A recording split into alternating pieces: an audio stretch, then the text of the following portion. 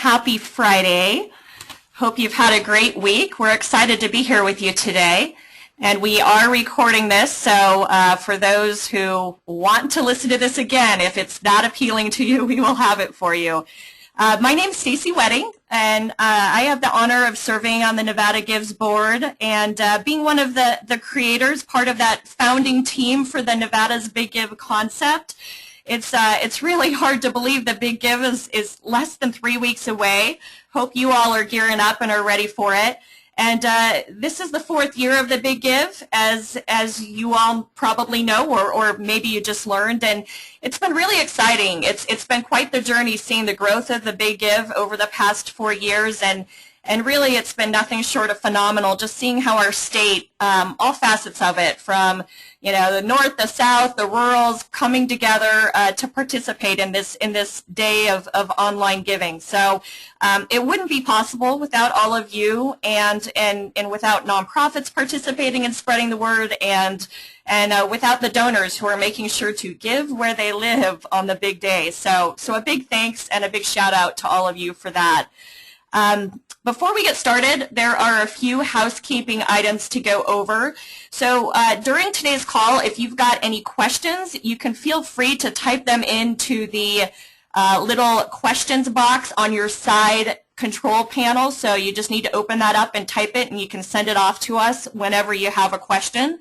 And we'll do our best throughout, so we're not just inundating you with information, having this be a one-way street. We'd love for this to be interactive. So we'll look for your questions throughout. So at any point, we'll have some natural break points for that. And one thing I wanted to mention, because not a lot of people understand, or it can be a little bit confusing. So Nevada Gives is the actual nonprofit that organizes Nevada's Big Give each year.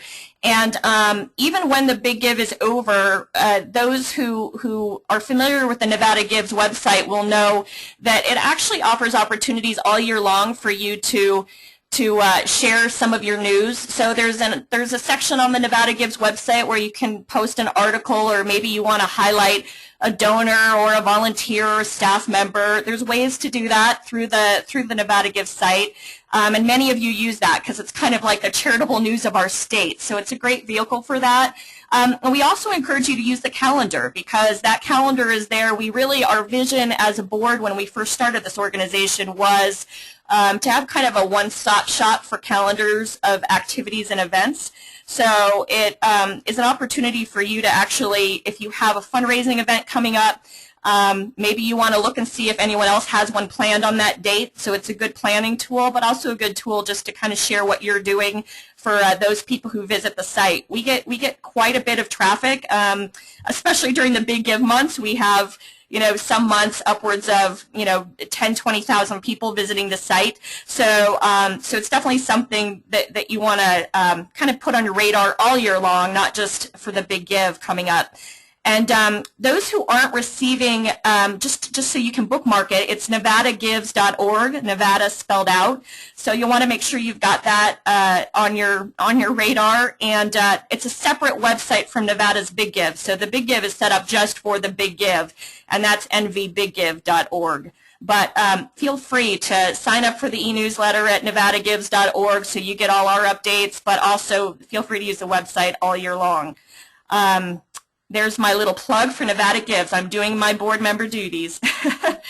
All right, so let's get started with a little bit of background on myself and kind of how I got into storytelling, and then the couple of people on the team today who are going to be doing the bulk of the presentation. So when I'm not volunteering, I run my own company, Professionals in Philanthropy, have had it about 10 years, which is hard to believe, and basically my whole life is philanthropy. Between my volunteer work and my professional life, I'm kind of addicted to giving, especially those who know me know it's kind of my heart and soul. So I'm sure all of you can relate. And if you hear me refer to PIP, that's sort of the company name for short, because heavens knows it is hard to say Professionals in Philanthropy too many times. So PIP, we get to work with a lot of nonprofits and funders on everything from strategic planning to board development to grant research and writing. But one thing we found in common is among all of these venues and audiences we work with is the power of stories, and the power of stories to connect audiences and to really move people to action. So just so you all know, we will be having a workshop coming up on April 24th. You might want to save the date if you want to take a deeper dive into some of this at that point. If not, then today is just a great precursor and some building blocks for you with the storytelling. This is really, today is just kind of our gift back to the community and to all of you for the big give, hopefully giving you some points that can help you a bit. So I would love to introduce the esteemed dynamic duo that are going to be presenting today. So we've got Ariel Halstead, and Ariel is actually a positive change trailblazer with PIP, so that's quite a fun name. She came up with it, quite a fun title. She came up with it herself. And just a little background, I mean, Ariel is somebody she's a millennial and she's a senior at UNLV, but she truly has kind of the spirit and soul of a wise person that's 2 to 3 times her age. She's a double major in psychology and communication studies, was valedictorian of Del Sol High School, and she's just got so much enthusiasm for nonprofits, and we're so lucky to have her.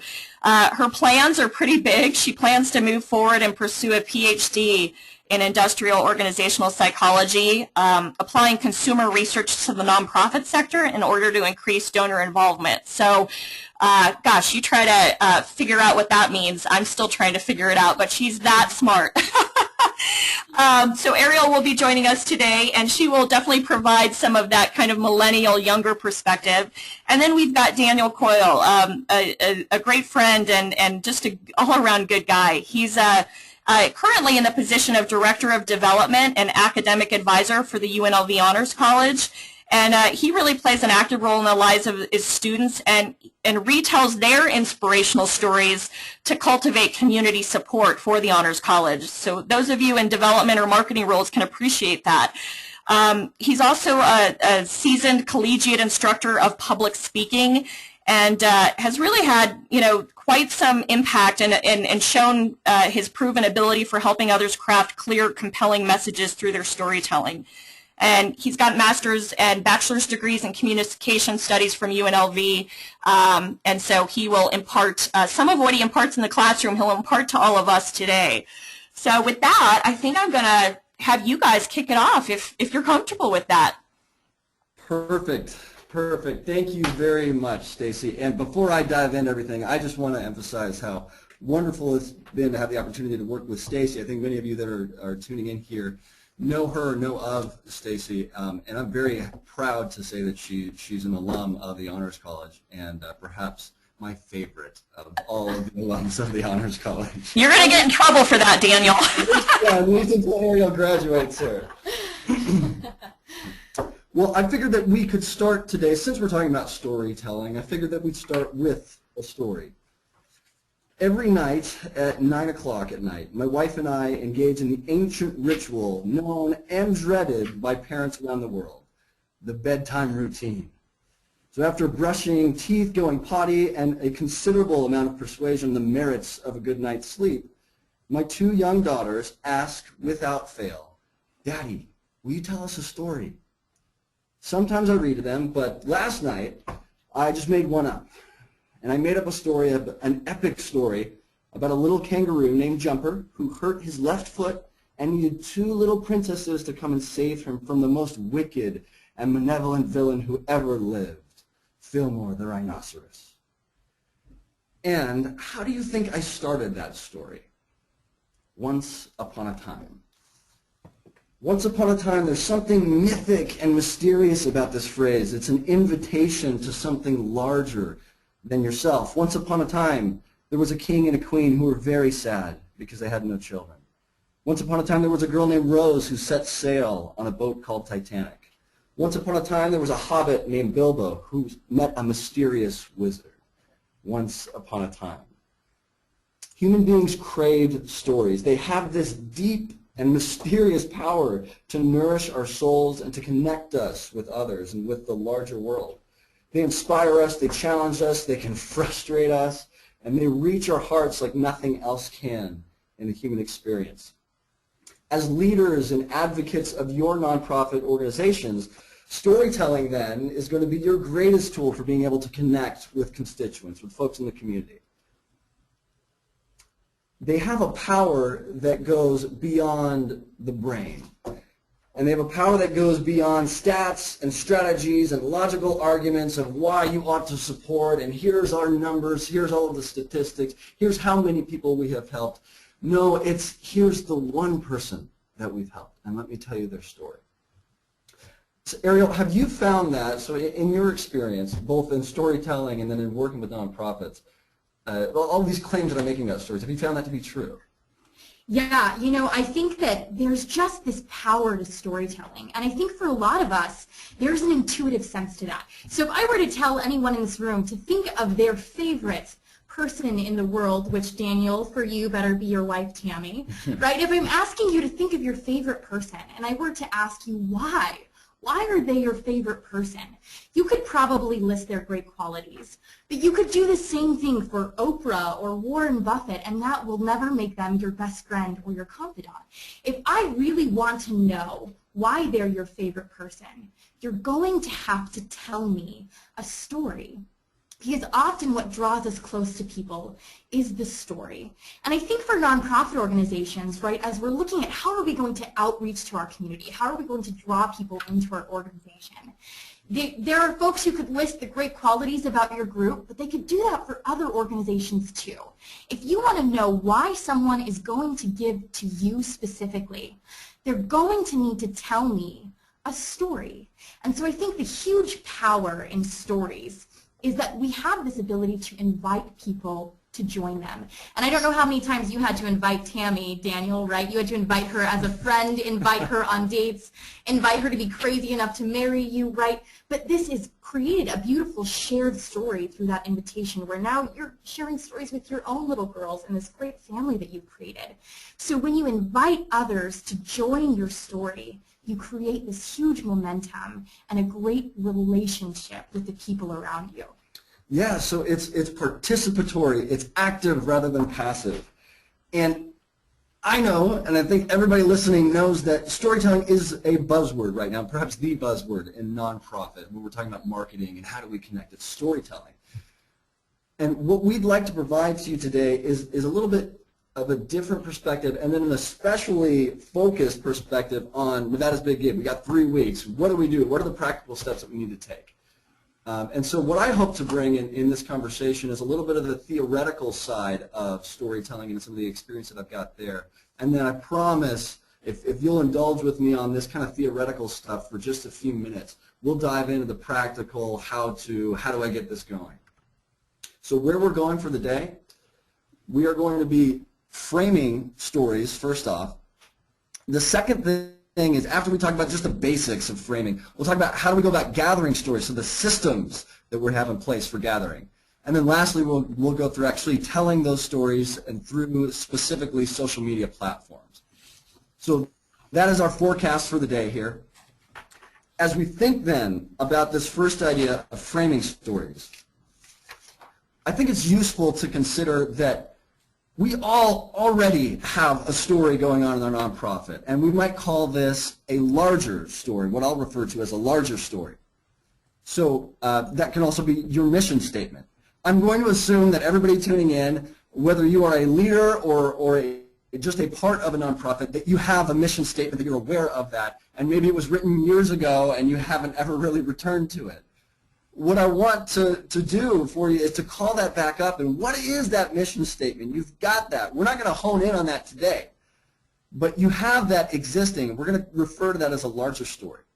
What Ariel and Stacy and I are going to be focusing then on today is this idea of mini stories, what we're going to call mini stories. So you have a larger story, you have kind of an abstract concept. I'll give you an example of that for the Honors College. Our mission statement is to give high-achieving students the resources, knowledge, and experiences that they need to propel them into successful and socially conscious lives.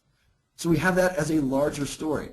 But that is missing the life of the actual honors college, which is our students, which are the actual real students who have skin, who have personality, who have uniqueness about them. And when I'm referring to mini stories, the mini stories is the story of one, the story of a student maybe like Crystal. And I tell her story in a way that complements my mission statement, that complements the larger story. So as we're then looking and we're considering, okay, we have this larger story, then how do we go about telling mini stories? Again, just as kind of a framework, as sort of a theoretical backing to this. 3 elements of a story that you can think of. Just think of a movie. Think of your favorite movie. Every story has these 3 elements. They all have characters, right? They all have a protagonist. There's an antagonist, which is key to any good story, having a good villain, right? So protagonist, antagonist, and then all of the other supporting characters. You always have a setting then. It's always in a particular place. And then there's always going to be a theme that comes out of it. Okay? So hopefully that's not mind-blowing. Those are parts of stories. So then your stories need to have all of those pieces. And it's very easy to forget that. In addition to that, if you think again about your favorite films, your favorite books, your favorite stories, they all follow this basic plot line. Perhaps you remember this sitting in high school English. And you know, I've had Daniel as a professor, so I promise you that I won't let him pull you too far back into the classroom, but just some of this stuff is really foundational for understanding kind of the larger scope and how you really build out a story. So he's going to just take you on a little bit of a classroom adventure. yeah, thank you. So just the basics, right? I don't want to go into detail on this, but yes, exposition, climax, resolution. We're all used to it. I think a nice framework for us is we are then thinking, how can we borrow that power of movies? How can we borrow that power of just stories generally? It's useful to think of it just in 3 basic acts. So you have, in your first act, you meet the characters, there's a setting, and there's some sort of challenge that's presented. In the second act, there's going to be tension. It's that rising action. There's tension that's going on. And tension will be something that we can key in on. And then in the last act, there is oftentimes, almost always, the villain of the story is defeated in one way or another. And here's the key. In Act 3, there is always transformation. Every good story has transformation, and typically it's a transformation of the hero, of the main character, from somebody who is maybe not a person of character to somebody who is a person of character, for somebody who doesn't know how to love or that is redeemed and they do know how to love. And you know, I'm just going to interject here a little bit because I know for different organizations, there are some of you who deal with some really, really heavy and serious things. And it's hard for you because you're wondering, how do I tell a story about domestic violence or people dying, right? It's not this sexy idea where you can put cute animals or things out. And you know, it's harder to tell your story in a way that's positive. And I think what we want to say is it's okay to tell about this kind of Act 2, this tension and this challenge. And it's all right to be real about some of the things that people are experiencing, even when they're negative, so long as you end in Act 3 with some sort of resolution, right? As long as you can say, not only these are the terrible things that are happening in the world, but here is how we specifically have been able to make it a little bit better, and here's how you can help too, right? So I think so long as there's some sort of resolution in Act 3, it's okay to be honest about some of the hard and ugly things that might be happening and that your organization is trying to address. Yeah, I think that's a great point. That's a very, very good point. So let's look at a specific example of this then. And I'm pulling from a story that hopefully a lot of you know, and this is, again, just to kind of flesh out this idea. We will, I promise, I know you're hanging with me here. We'll get into the practical stuff. But this is essential for good storytelling. Think about the story of Titanic, right? So in Act 1, we meet the characters. The setting is the ship of dreams, and there is this challenge that's presented. And the whole story is, yes, about Leonardo DiCaprio, who's extremely handsome, and yes, on a boat, and it's romantic. But the story is about the character of Rose. And so you're introduced to her. There's a villain that we meet as well, right? Act 2 is the tension of her, who do I choose? What is the life that I want to choose for myself? She ultimately chooses Jack, which leads to a lot of tension. And then, not to spoil it, but I don't think that it will be, the ship sinks. The villain is vanquished. He doesn't actually die, but he's vanquished from her life. And Rose is, again, the key here. Rose is transformed. She says at the end of the film, it's when she's an old woman, right? She's sort of retelling her story in the film. And as an old woman, she says that he, meaning Jack, he saved me in every way that a person can be saved. That is exactly what you want to have happen to the folks that you are serving, to the folks that your nonprofit is serving. For us in the Honors College, it's what we want our students to say, and that we transform them, that we save them in every way that for us, that a student might be able to be saved. And I could tell you loads of stories. I'll tell you one about a student, just to sort of exemplify this as we're thinking about how do I then take these stories of mine and put them into this format. So a story that comes to mind for me is this student named Crystal. And she's this now a phenomenal student who's actually at the Mayo Clinic and working at the Mayo Clinic. Fantastic story. But in telling her story, I could tell it in a variety of ways. I want to focus on what was her challenge. What did she have to, what did she wrestle with in the beginning? And then the tension in building up to her transformation from a student who didn't believe in herself at all, who came from a really rough background, and was transformed into this student who is now pursuing, she's at Mayo Clinic and she's going to be doing research for the rest of her life in Alzheimer's disease because that's been something that's been so meaningful to her. So I can tell her story through this kind of lens, through this story arc. So what I want you to do is, I hope you have something that you're writing with, or if you printed out our PowerPoint. Think about this for you. I want you to think right now of one person. So we're shaping these mini stories. Think of one person that your organization has served. And just start to consider, okay, write down their name. And then start to consider this, and then we'll invite you to do this afterward and spend some time with this on your own. What was their challenge? What's the tension that they faced or are facing? And how were they transformed? And in this story, your organization is playing the role of Jack. You are that person who is saving your client. You're that person who's saving them in every way that a person can be saved. Yeah, and going back to Jack, and not just because he's Leonardo DiCaprio and he's very handsome, and I believe that, there's this idea that your donors should have a role in your story as well, right? I think as organizations, we recognize that we couldn't do it without the people in our community who support the causes that we're trying to serve. And so it's this idea that it's not just about your organization being Jack, it's about you getting across to donors that they can be Jack through your organization. And when you invite them to come in and be the hero of your story, they can become an active part of what you're trying to create. Yeah.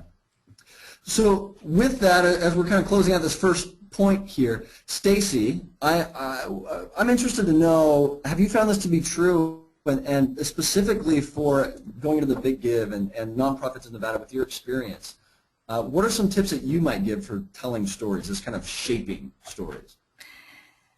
I think one of the things that people who've done it really in a powerful way have found a lot of different mediums to do it, and I know we're going to talk about that a little bit later. But in shaping this story, have a brainstorming session in the afternoon, get a bunch of people tied into your organization together to just talk about their own experiences or stories. And it's interesting because sometimes we think it needs to be just our development director or our marketing person or our CEO or executive director. And sometimes I think the most powerful stories for kind of this tension and this challenge come from people in our organization, if we have staff that are on the ground, that are really the people dealing with our clients, that may even be, as crazy as this sounds, if we're, a museum and we have a janitor in the building and seeing sort of, wow, this impact of this, young person and how they were touched by a museum exhibit or whatever it might be. And so I think it's really kind of just realizing all of us have these stories, and so let's not limit it to just the top few. And then of course going through what you're talking about, kind of, oh, what is that inherent challenge, and what was the tension, and how do we transform it into some positive or some story, and how did our organization play a role in it? And it can be really, really small, or as large as you want. I think in today's society, people are looking for authenticity.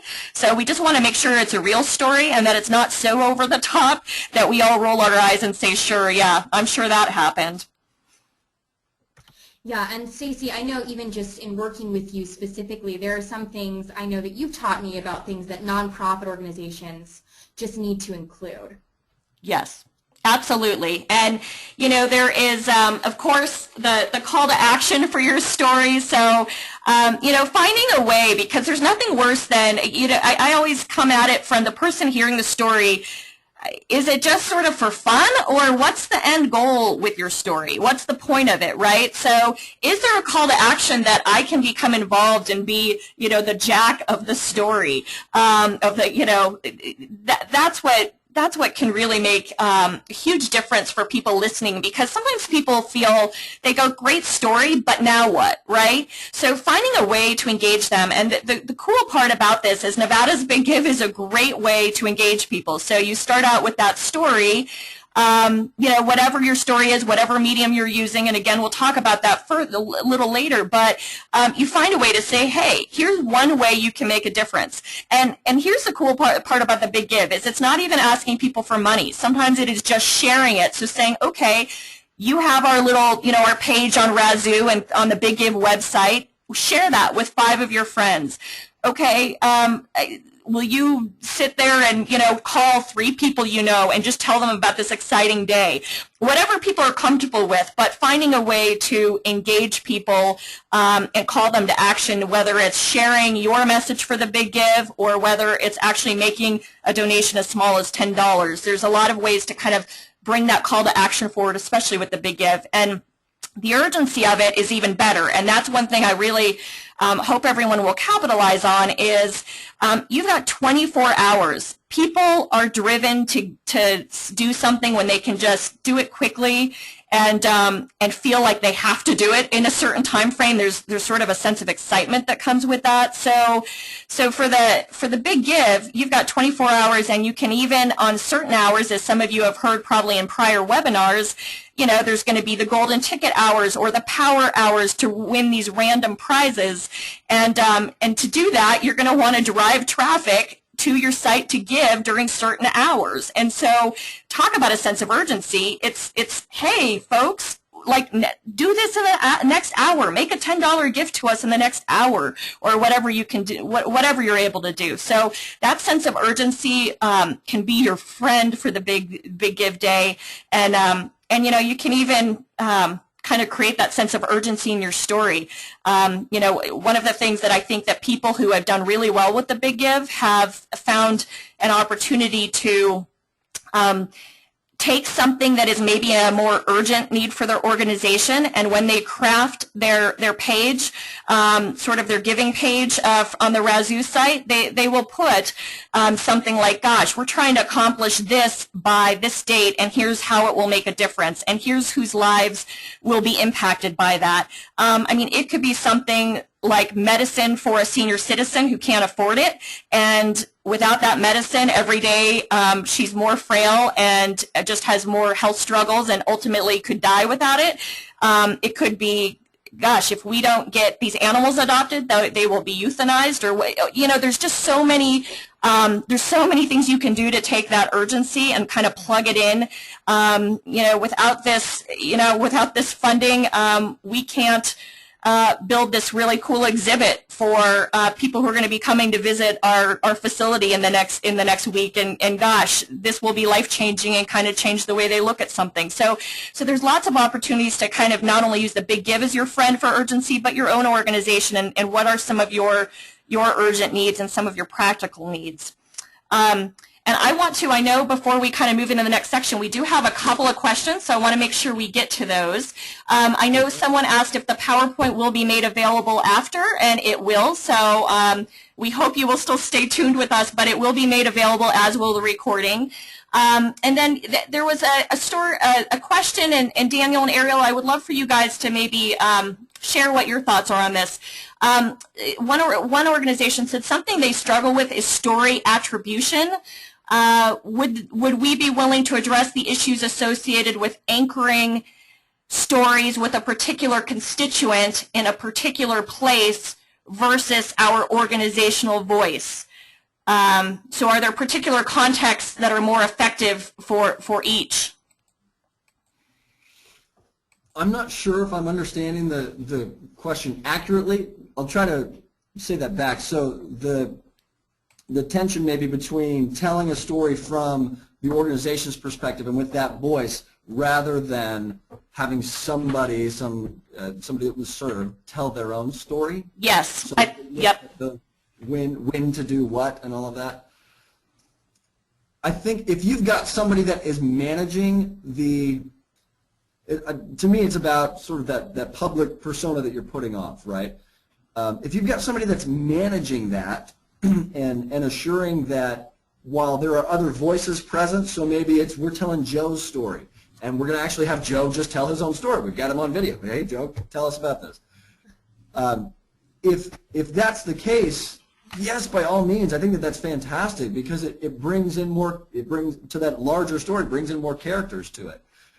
But you do want to be mindful and have somebody who is almost like quality control, who's assuring that, okay, this story is going to be consistent with our larger story. That this person's voice, Joe, yes, it's unique, yes, it's his, but that it's also consistent with this is the larger story of the organization. I don't know, does that, you want to add No, anything absolutely. I think that's a great point. I also would add that it's going to depend on the location that you're in. So if someone is going to your website, they're going to expect to hear from your organization, and your organization should be telling a story through your website, right? Versus a place like social media, which we're emphasizing today. I think sometimes people want to see some of that authenticity and some of that realness. So it's good to have a mix of someone else's voice kind of in that story train of thought. So it will depend a little bit, but I think you'd be remiss if you didn't include both of those. And you just have to be very intentional about what audience you're trying to reach and what they're going to expect in that specific medium.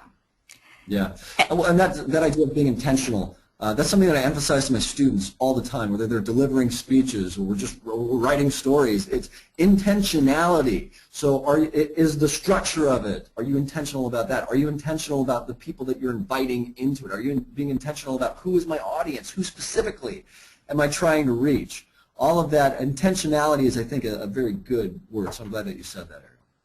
And I think one thing I would jump in, I love the idea of including both because there is an organization's point of view from sort of in the trenches, and there's also the client or the person who's benefiting from your services and what you're offering and your programs. And so being able to share both of those authentically is great. One thing you might consider, I mean, I have seen organizations where you get their annual appeal letter, right? Another opportunity to share a story, and they've got something that's directly quoted. It's not maybe the proper grammar or spelling, or it's kind of rough around the edges, but it's a client being very real and authentic with their story in that. And so then they're able to carve out, shape that into a larger letter or larger framework. I've been to it, I'm sure you've all probably done this. You've got an event and you bring one of your clients up to share their story. What I think is an opportunity there is to coach. You want that client to be very real and authentic, but there's also an opportunity to coach them in advance and even give them some skills so they can tell their story better, because they want to help you, right? They want to help get more support for people like them. And there's nothing worse, and unfortunately I've seen it too often, where you get somebody who's benefited and been a beneficiary of a nonprofit services, and they end up standing up in front of a crowd, and they 30 minutes later are still telling their story, and they've lost everybody. So there is some opportunity before things to kind of do a little bit of coaching and guiding with the people who are telling your stories as well, but trying to really bring out their own voice. Yeah. And I think we'll see some more examples of that as we move on here. So we've talked then about framing stories and some theory behind that. We've already discussed some examples. Let's now turn to the gathering, sort of that system that you have in place and where you're going to find these stories. Yeah, and so I know that as I was talking to folks about wanting to get into the nonprofit sector, and I'm young, and one of the first things they'll always tell me is, so you're willing to not make any money for the rest of your life, aren't you? And I think that there's this general idea, both inside of the sector and outside of the sector looking in, that there are just never enough resources for nonprofit organizations. And so as we're thinking about how we're going to gather these stories and use these tools, there is nothing that I love more than to tell you that these resources are free, right? I think we love that when we can implement something that's useful and it's free for us. So we really wanted to think about things that you already have that you can capitalize on. So when you're looking for sources for your stories, don't discount anyone. When you think about staff or volunteers, there are very easy ways to access the stories that they have just from being involved in your organization. Today, right now, after this webinar, you could go and find someone who is a staff person. They're great because they have to talk to you, right? Or a volunteer or someone who has regular contact with what you do, and just ask them, what is the coolest thing that's happened to you this week in working with our organization? Or what is your favorite story about being here and working with us? Or even why did you come here and work with us? So we think that they're a great resource. And then of course there's your clients, right? And we all think of our clients and they're the people who are really being transformed. So they're great to interview, ask them questions about the process and how it worked for them, how their life has changed since they worked with your organization. And it's good to have staff people do that, and you can really create a system where that's something regular. But in thinking about Nevada's Big Give, just be mindful that you can do that even with clients that you contact now and do short stories, things that you can just really use for a quick post on your social media. Now, of course, you want to be able to look at donors too. And if we're talking about inviting donors into your story, this is one of my favorite examples. This is a nonprofit organization, Children of the Nations, and they were doing a campaign, and they had this wonderfully creative idea to draw donors into their story. So every time that they would make a donation, they had set up a MailChimp, which is a free service if you have a small number of people that you mail to, and every time someone gave a donation, they were automatically sent an email that said, thank you so much for your gift. You are donor number 127, as this example indicates, and then we have a couple of things that we want you to do. We want you to, one, take a picture holding up your number, and she exemplifies number 12 there. And then two, tell us the story of why you chose this organization. Why was it meaningful, and why did you give to us? And then they asked them to email that back so that they could participate in the social media campaign. Here's a result of one of the things that they did. This beautiful picture of a father and his son holding up the number 155, and he's talking about how this donation taught his son about real life values and these family values, and about how his son understands now that someone else doesn't have to worry where their meal is coming from because of what they did. And that's so powerful. And this man and his son are now part of this story.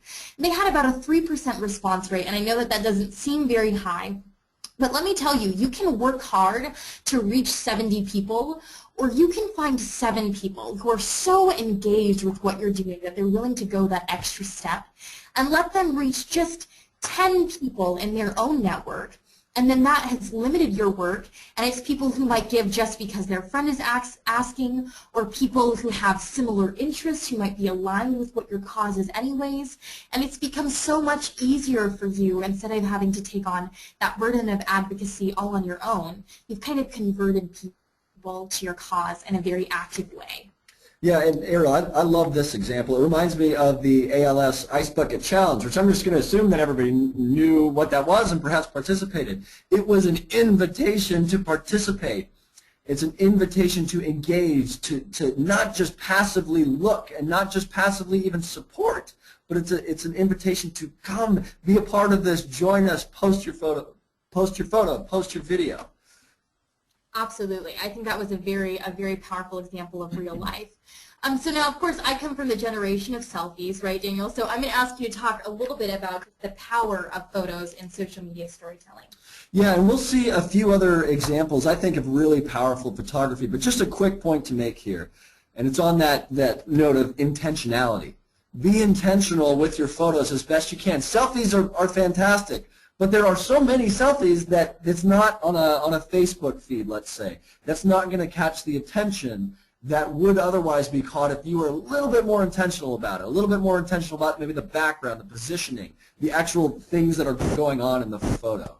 And in just a minute, we'll see another good example of this. Yeah, absolutely. And so I think just outside of photographs, getting the words of a story down, it's great to have some kind of system. And again, we're all about the free resources for you guys. Two of our favorites are Google Forms and SurveyMonkey.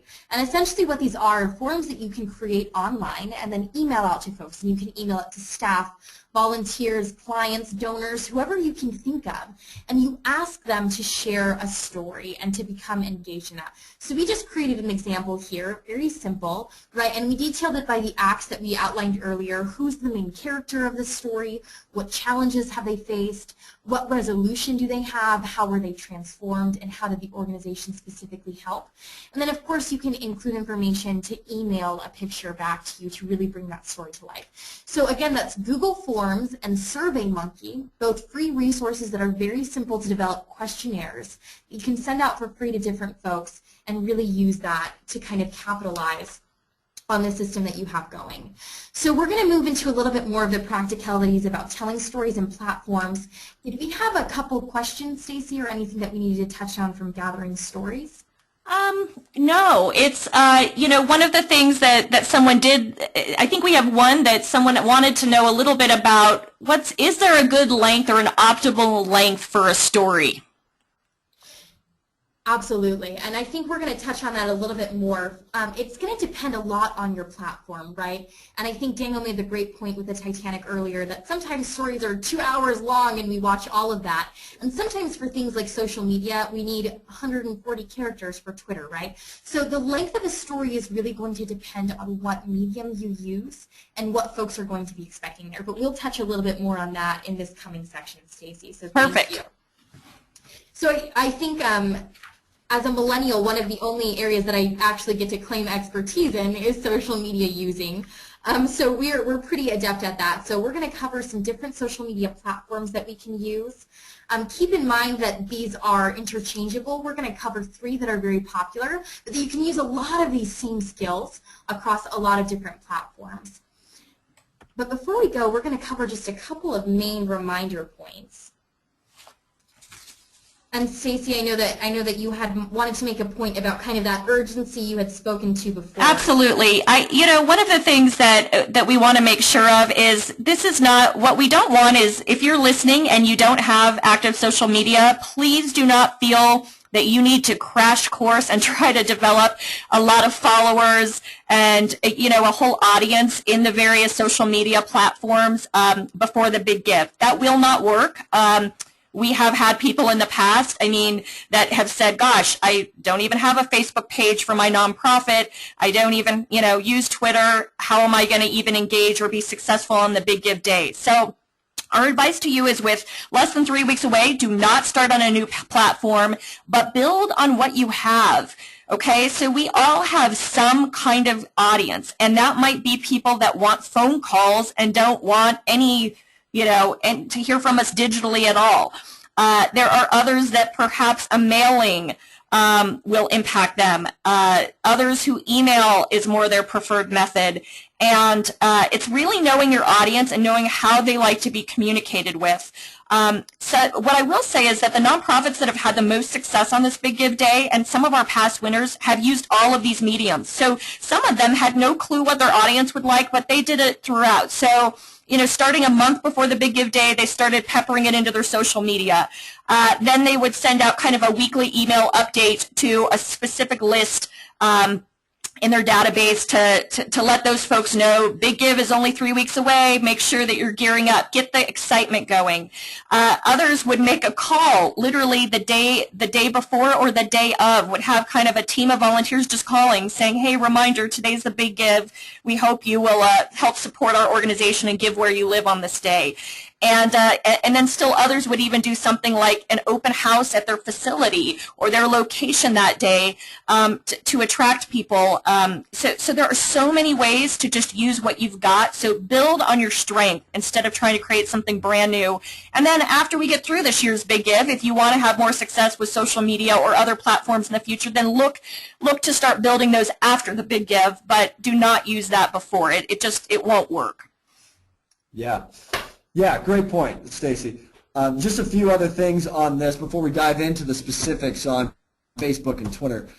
The use of social media is all about grabbing people's attention. And so when we're talking about you're building these stories, you're framing them, you're gathering them, don't feel like you've got to tell the entire thing on one Facebook post. Instead, know the full story and then tell it in pieces. We'll see a good example of this. But know the full story and then just tell parts of it so that people are intrigued and it's an invitation to learn more. Absolutely. So moving on here to some of these specific platforms. Facebook is one of those social media sites that has no limit on characters, but keep in mind that this is still not the place for novels. So when we're talking about length, you're not limited like in Twitter with 140 characters, but you don't want to write a whole book, right? Because this is not where people are coming to have this intimidating paragraph to read. It's about eye-catching. So photos are very, very important in Facebook. When you have that long timeline feed that's going through all of these different stories that you can pay attention to, photos are really important for capturing the eye and getting someone to pause and read what you have to say. And then it's great for public comments, because in one post, all of the comments are hosted right below it. So it's a good place for one conversation to be hosted in one specific location. So we have some examples here of folks who have used Facebook very successfully. This is one of my favorite examples. It's from the Humane Society of the United States. First of all, the picture is amazing, right? We can see so much of the character and the challenge just in looking at this, right? Because this is a poor dog with PCP pipe for legs, right? So we know that there's been this challenge that he's had to overcome. And I want to draw your attention specifically to the words. It says, yesterday you met Ricky Bobby. And this is a great example of what we were talking about with telling your story in pieces. One post can be used as the act one that Daniel showed you, right? It can be an introduction of the character. So they used one post to introduce Ricky Bobby, maybe to show him before he was assisted by the Humane Society. And then now we get to see in this separate post a very quick resolution. And I think that this picture makes up for a lot of what they can't say with words because it's such a short post, but it tells us so much of the story just kind of in the image that they use. Yeah, and just again to emphasize that intentionality about the photo. So they could have, in this case, they need to get a photo of this little guy, right? So they could have just got one in their facility where he's just hanging out and by his bowl and he's taking a nap. But they're very intentional instead about the way that they set this up. So you look that he is on a path, right, which is a metaphor, and that there's the sun shining in from the back of the path like he is on his way. And everything that's going on in this photo is intentional. On the other side of that, I don't want to suggest that you have to have a professional photographer to do this. This very well could have been taken on an iPhone camera with somebody who just gave a little bit of forethought to, oh, let's take Ricky Bobby out and we'll set him up on this path and this will work really nicely. So have a little bit of forethought with your photos, but also don't be held back by, it has to be perfect, I need a professional to come in and do this. I am very much subject to that in that I'm held back by perfectionism so much in storytelling that I don't want to tell this story because I don't have the perfect photo, or I don't want to tell her story because maybe that story of that student Crystal, because I don't yet have all the details I need. Just do it. Do it with what you have, with that forethought, with as much intentionality as you can. Absolutely. So that's a fantastic example. The second one we have for you here is from the United Way of Greater Portland. And there's a couple of things that I really want to emphasize about this piece. One, it's a very simple, right? Just a picture and some words overlaid on it. But look at the words that they use. You'd make a great mentor. They're intending to draw someone into their story. This is not about, these are the awesome things that the United Way of Greater Portland has done, although I'm sure they've done great things, right? What they're saying is that you would be a great part of this story. The second thing that I want to point out is here they use a link, right? So Facebook is about grabbing attention, as is all of the social media. You want to capture attention. But that doesn't mean you have to tell the full story on your social media, right? You can have a great attention getter and then a link that takes you to a different website. Specifically with Nevada's Big Give, every organization has a Razoo page that's set up for their donations, right? Think about linking your Facebook posts and your Twitter posts and any posts you have directly back to your Nevada's Big Give site. And that will help you to drive people to a place where they can immediately act. And keep in mind that you can host stories on your Razoo page in the images and comments that you get to make on the actual website. So that's a great example of kind of allowing a post to drive either back to your donation site or at a later date back to your home website, which is really your main conversion tool on a regular basis. So those are some great ideas for Facebook. But then, of course, we have Twitter, right, our other very popular social media platform. Twitter is a little different in that there is a limit, of course, the 140 characters. It's really centered on interaction. I'll show you what I mean by that with some hashtags and some tagging later on. Photos are becoming more important. They haven't had a main theme in Twitter thus far, but it's becoming more prominent where people really are using pictures, and it's a great way to capture attention on the site. So in looking at the Twitter, we actually took some images of some feeds that just came up on this past Nevada's Big Give. So we just took a random screenshot of a couple of different locations, and just looking at some of the things that you can see here on this Twitter feed. One is that they have tagged hashtag #NVBigGive. So you can search on Twitter and go to one specific location where everything that is being said about that one topic from around the world can be captured in one stream. So it's a really great way to engage in one specific conversation. And here it's about Nevada's Big Give. So you can see that there's already an audience built around Twitter on this specific giving day, and you can really tune into that by tagging hashtag Nevada's Big Give and showing up in the same feed that everyone else will be responding to. So of course we have some great examples here. You can see the pictures of these very cute animals, very capturing, and then I'm going to go ahead and scroll next to this next screen and see if we can't find some more things to point out. So here you see an image, and this is posted by Tess. She's talking about this cute little pit bull and saying that kiss marks are the only kinds of marks you should leave in a dog. I want you to understand here that they have utilized people who are not part of their organization. Tess is a regular girl, and Twitter has a lot of power in that it's about engagement from people out in the community. So this is a great way for those organizations who really don't have much of a social media presence. Utilize the people who already support you. Find a way to ask folks who have a proclivity towards your organization to become active in your behalf. And that's very powerful on social media platforms like Twitter. And then I know, Stacey, that when I showed you this specific screen, there was something that you really loved about one of these organizations. Yes, I had an aha moment. So on the screen, Olivia Fierro is on the board of Dress for Success Southern Nevada, and interestingly enough, and she's also a local, she's a newscaster on Fox 5, and so she is in many ways considered a bit of a local celebrity, at least in Southern Nevada, and from that standpoint, they maximize that. They said, hey, Olivia, you've got a lot of followers, you've got a lot of people who want to hear what you have to say, so if you can find people, and it doesn't all have to be of the stature of an Olivia, some people have really huge celebrities. Some have ones that are a little more local celebrities, and some don't have celebrities but do have access to a younger generation, people like the Ariels of the world. You can even create kind of your own social media squad of ambassadors that you say your job on this day or leading up to this day is to tweet the heck out of this and let people know about the Big Give, and that how they can support our organization. So there's a lot of creative ways to engage and just use the resources you've got. And I do want to stop for a quick minute because I know we're kind of kind of close to the end, but we have a question. Someone asked, we have great stories, but they involve people's real lives, and I worry about confidentiality and respect for their privacy, particularly with the kids that we work with. Can you speak to that? Any thoughts, Daniel and Ariel? Yeah, I think absolutely you need to get the permission of those folks. We had a case like that where we were putting together a brochure and we were quoting students or trying to attribute some things about their stories. And we, just for legal reasons, for protection, we had them all sign a little waiver.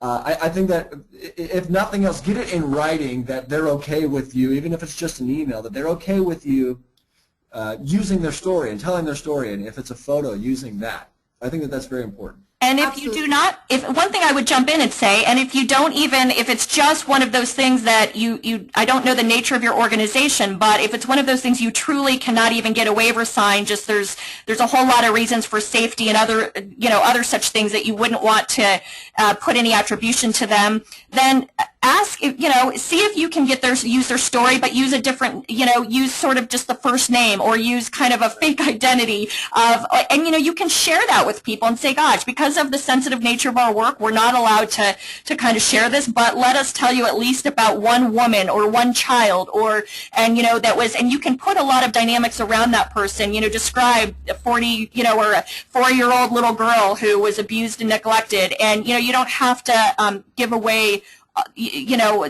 all the stories and even her name, but you can, or all the details and even her name, but you can just kind of give enough that gives a person a sense of who you're talking about. Absolutely. Thanks, Stacy. So I'm going to try and fly through this last social media platform. YouTube here is really about entertainment factor, right? With a video, you have a greater level of connection because it's not just about words. There's the visual and the sound, and then, of course, the words that they might be visibly speaking. So this idea of having 3 weeks left, and how could you really include some things from YouTube? So we wanted to show just a couple really quick examples of people who have done this successfully. This was in the Twitter page, and so this is a great way of showing how you can combine platforms by posting a YouTube video on either Twitter or Facebook. But this is Leaders in Training, and they just ask these students, tell us what you want to do, what's your goal in life, and what has it meant to you to be in this organization? Quick. They just ask them in an office. Now, of course, I want to caution that you should be careful about who you ask to tell their story or what kind of story you gather, right? I think Daniel spoke to that idea of quality control a little earlier. But this shows that you don't have to have a professional team or a studio. You can just really do a quick video that will add to kind of what you have going on. And then this here, we're not going to play this video, but you can look it up. It's called Natasha. And I think that this is another example of ways this had almost 250,000 views. And it's a homeless young woman who's on the streets.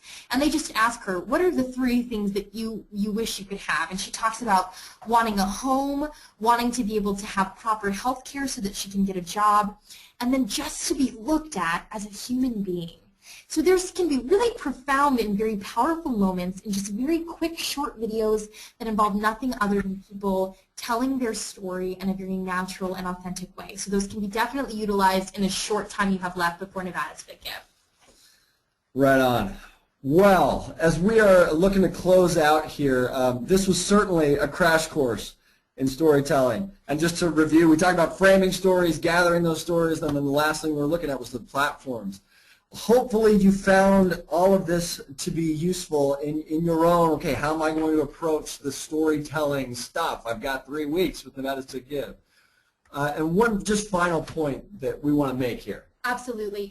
We all want to have more donors and more dollars coming in the door, and we would be nothing but happy if we found out that this workshop helped you to get some of that in. But we'd be very remiss if we didn't pause to just take a moment and say that this is not just about a tactic or a strategy. This is about a culture that you create in your organization. It is about creating a culture of people who want to come together and support your cause, to make the change in the world that you want to see. And building a culture of storytelling with your donors, with your staff, and with your clients is what really creates that powerful movement. So keep that in mind, that this is more than just a one-time strategy. This is a larger organizational goal for storytelling. Yeah. And so, with that, if you found this to be useful, we are going to be expanding on this in some major ways in April. Jot this date down, save the date, write it down on your calendar. More of these details will come. You can find all of the details, hopefully in just a week or 2, on the PIP website, and we'll put that information up. But we do hope that you'll join us for that as well. Any final comments you want to make here, Stacy? I want to thank both of you for your time, and I know you put some energy into getting this all prepared, so thank you, because it takes people like you who are willing to volunteer your time to make a difference and hopefully impact some of the success rate. And a few reminders for folks. Again, we will be sending the recording and the PowerPoint from today, so look for that from Nevada Gives and their e-blast. Again, if you haven't signed up for that newsletter, you're going to want to go to nevadagives.org and sign up for that e-newsletter to get that. Just make sure to ramp up your campaigns. This does not work, and Nevada's Big Give is only as successful as you and your efforts. So my encouragement is to really, if you haven't really actively started, start today, because it doesn't work just starting the day of, and that's what we found and heard from people and kind of learned through the process in the past. And I just, thanks to all of you. Thanks for everything you're doing in your communities around our great state. We just appreciate you and hope you found today valuable. With that, I think we're going to put a wrap to today's session. Thank you for joining us.